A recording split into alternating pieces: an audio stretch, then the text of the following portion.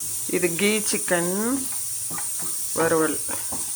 Key சிக்கன்னா நெய் ஊற்றி நெய் வந்து 3 ஸ்பூன் விட்டுக்கணும். சின்ன ஸ்பூனில் விட்டுட்டு அதுலேயே சோம்பு சீரகம் தாளித்து அதில் வந்துட்டு 1 ஏலக்காய் 1 கல்பாசி 1 வெங்காயம் தக்காளி குட்டி குட்டி பீஸாக நறுக்கினது எல்லாம் சிக்கன் எல்லாம் ஒரே டைம் போட்டு வதக்கிக்கிட்டே இருக்கணும். இஞ்சி பூண்டு பேஸ்ட்டு வரமிளகாத்தூள் 2 ஸ்பூனு. இதில் மல்லித்தூளே இல்லை, இன்றைக்கி போடலை.